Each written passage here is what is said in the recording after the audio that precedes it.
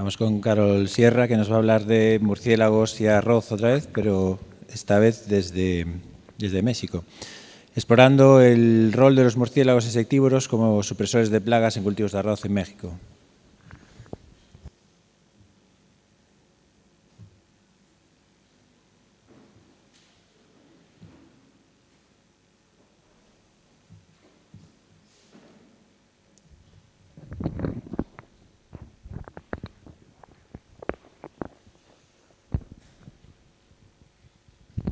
Hola, buenas tardes a todos. Mi nombre es Carol Sierra y yo quiero platicarles un poquito de lo que hice durante mi trabajo de maestría desde la Universidad Nacional Autónoma de México en colaboración con el museo. Y es que en el multiverso del verano de 2021, mientras Estel estaba capturando capachinis con David y Karma estaba construyendo sus jaulas, al mismo tiempo yo estaba construyendo mis propias jaulas en México, al otro lado del Atlántico. Y para iniciar esta presentación quisiera preguntarles, primero quisiera advertirles que, dado que el trabajo de Karma y el mío fueron paralelos, van a tener mucha sensación de déjà vu, así que bajo advertencia no hay engaño. Y para empezar la presentación quisiera preguntarles cuándo fue la última vez que comieron arroz, porque para mí esa respuesta es ayer. Y ese es un reflejo de cómo, uy, muy mal.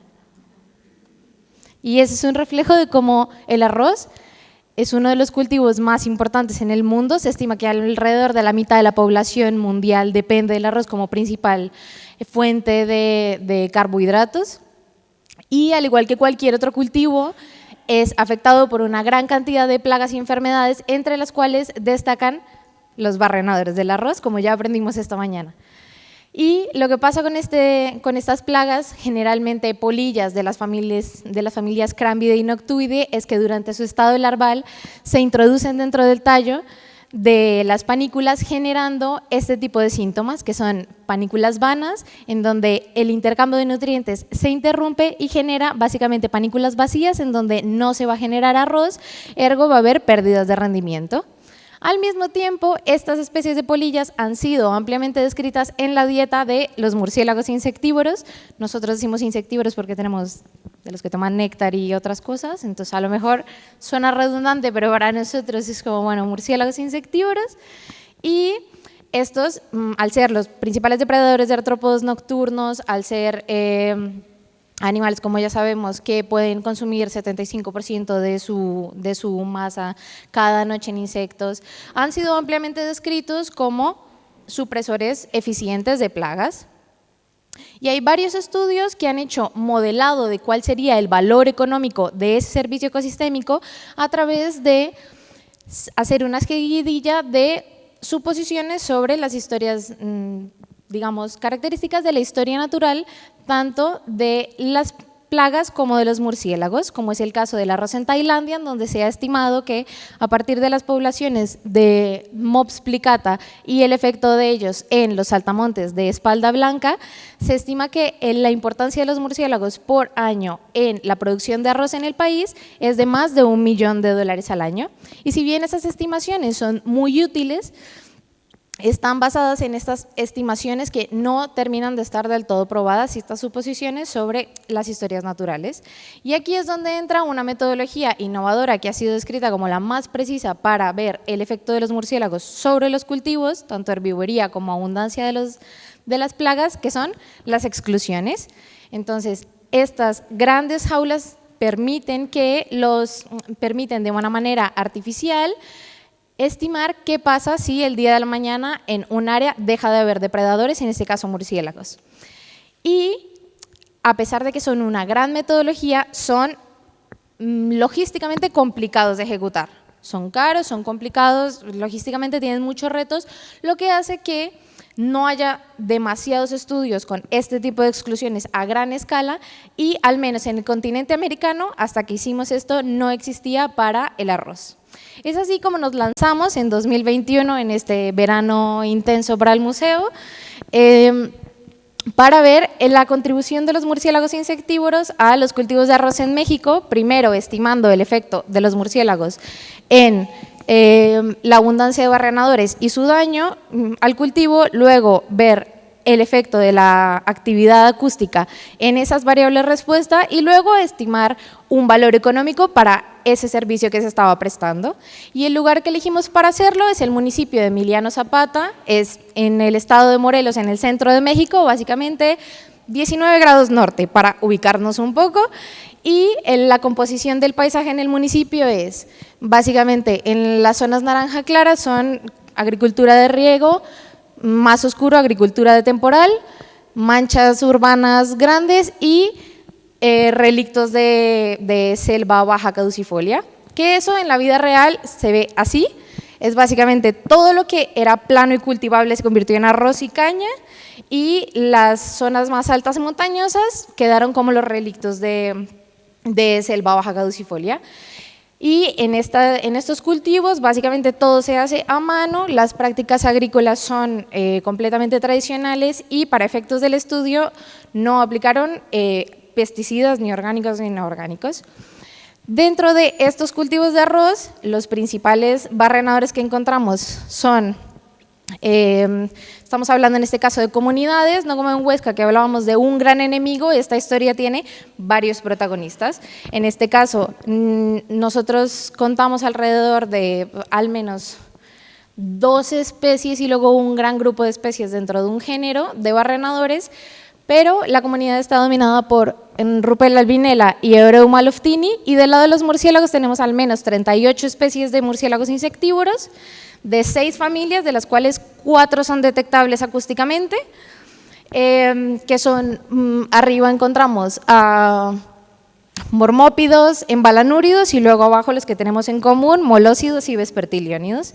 Entonces, para ver el efecto de los buenos versus los malos, lo que hicimos fue desarrollar este diseño experimental de una exclusión con un control pareado y un grabador acústico, en este caso AudioMod, eso repetido 6 veces a lo largo del municipio, y cada diseño experimental de exclusión consistía en una estructura de 20 metros de ancho por 20 metros de largo por 5 metros de alto, que en nuestro caso abríamos cada mañana para permitir el ingreso de las aves insectívoras y cerrábamos cada tarde para evitar que entraran los murciélagos. Ahora, desde el momento de la floración hasta el momento de la cosecha, escaneamos los 400 metros cuadrados de cada una de las áreas de control y cada una de las áreas de exclusión en busca de 3 cosas: panículas vanas, adultos de barrenador de cualquier especie y oviposiciones de cualquier especie. Y luego al final, en el momento de corte, estimamos el rendimiento por metro cuadrado y por los 400 metros. Además, cada vez que hacíamos el muestreo de herbivoría y abundancia de barrenadores, teníamos los datos acústicos de 2 noches cada una de esas semanas, desde la floración hasta la cosecha. Ahora, con los datos de daño del cultivo, planteábamos obtener estimaciones económicas, en este caso 2. Uno, a partir del precio que se le paga al agricultor en la puerta de su campo, ¿no?, que es el arroz con cascarilla, y un segundo precio que sería el arroz que paga el consumidor, en este caso que es el arroz pulido, para así obtener 2 valores económicos del servicio de supresión de plagas para esta comunidad de murciélagos. Y bueno, siguiendo la ley de Murphy, cuando uno necesita que haya plaga, evidentemente los niveles van a salir bajos.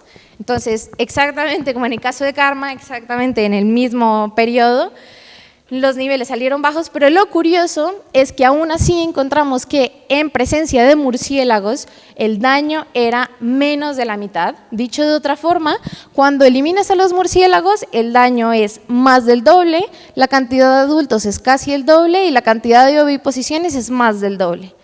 No solo eso, sino que esto es dependiente del tiempo, en donde a medida que va pasando el periodo de maduración del arroz, vamos viendo que las diferencias se hacen más y más y más grandes, encontrando que justo antes de que hicieran el corte, la diferencia, entendiendo que la diferencia del doble es una media general, pero la diferencia en nuestro último momento de muestreo era 4 veces más daño en promedio, y para los adultos era 3 veces más adultos cuando no había murciélagos.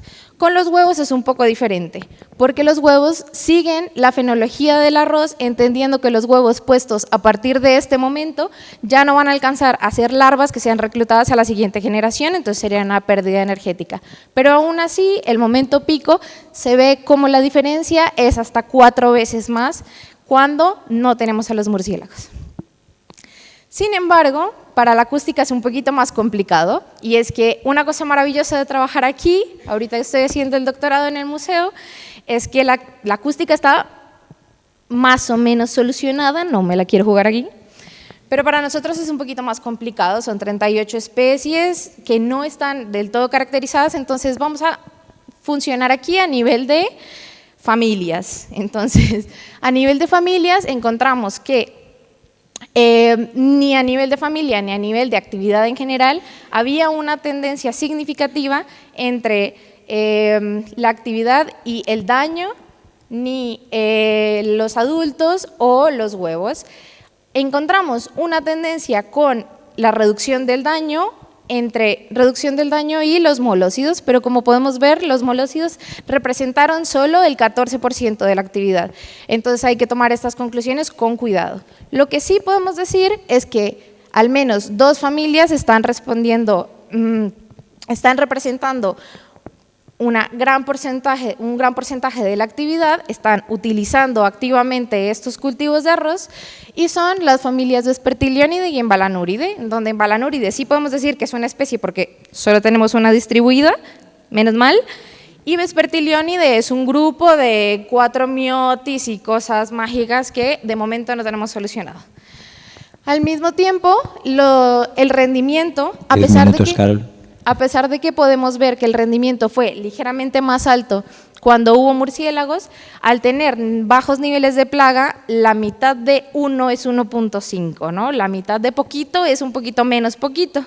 Así que es difícil con estas técnicas poder detectar pocos niveles de rendimiento. Sin embargo, lo que pudimos hacer es un ejercicio que debe ser tratado con precaución, y es que a partir de los estimados que pudimos sacar, en este caso $3 por hectárea al año para arroz sin pulir y $8 por hectárea al año para arroz pulido, pudimos estimar cuánto sería esto en escenarios de media y alta infestación. Es decir, si yo ahorita tuve, en este caso, 0.26 tallos infestados por metro cuadrado, pues ¿qué puede pasar cuando haya un tallo infestado o 20 tallos infestados, que es lo que suele pasar en Estados Unidos con esta misma plaga? Y al hacer ese ejercicio matemático encontramos que eso puede escalar a $256 por hectárea al año o incluso $600 por hectárea al año, que eso representa un porcentaje mucho más alto de lo que representa la producción para los agricultores. Al mismo tiempo, si escalamos eso a escala de México, entendiendo cuánto se produce en el país, etcétera, ese número escala alrededor de $4 millones al año o 21 millones de dólares al año. Y con esto no queremos decir que los murciélagos ahorita estén salvando 21 millones de dólares al año, porque no estamos tratando de hacer estas estimaciones infladas, etcétera. Lo que queremos decir con esto es que los murciélagos están teniendo un gran impacto ecológico, el cual tiene un potencial de tener un gran impacto económico, y que esto es una herramienta muy poderosa para conservación, para llegar a público en general y tomadores de decisiones, y que de esto debe ser la línea base para poder integrar acciones de conservación para los murciélagos a los planes de manejo integrado de plagas. Muchísimas gracias a mi equipo, las personas, todas las organizaciones y las personas que me ayudaron en este proceso, y a ustedes por escuchar.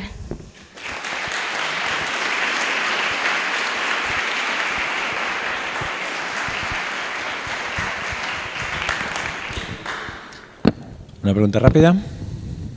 ¿Sí?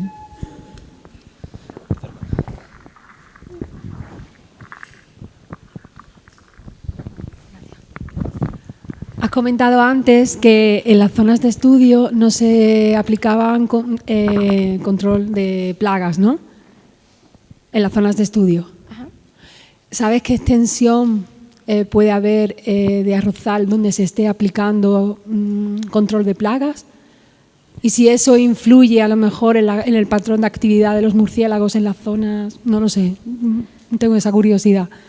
Completamente. Nosotros pudimos, hablas de los pesticidas, ¿no? Sí. Nosotros pudimos garantizar que en las parcelas en las que hicimos el experimento no se aplicaran pesticidas, pero evidentemente por cuestiones de tenencia de la tierra, todas las parcelas alrededor siguieron sus regulaciones normales de pesticidas. Entonces, sin duda, alrededor se aplicó. Ahora, no está muy claro si, o sea, sin duda no va a ser hermético, pero no está claro aún, a donde yo sé, y espero que se me corrija si estoy en lo correcto, si estoy en lo no correcto, no está claro si eso podría promover o reducir la actividad de los murciélagos, porque se ve que la vía por la cual afecta,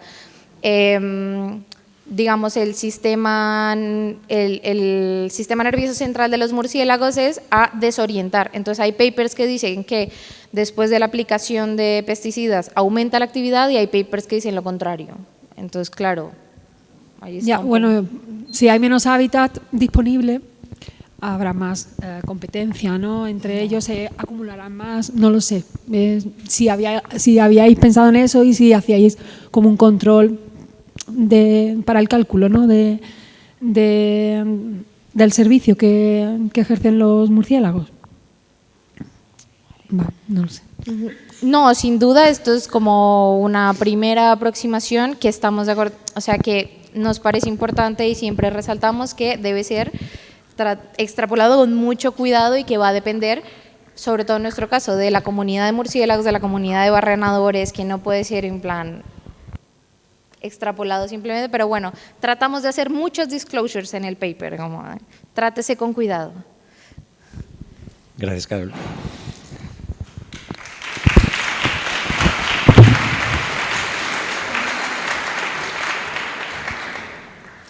Vamos ahora con Nora Portilla.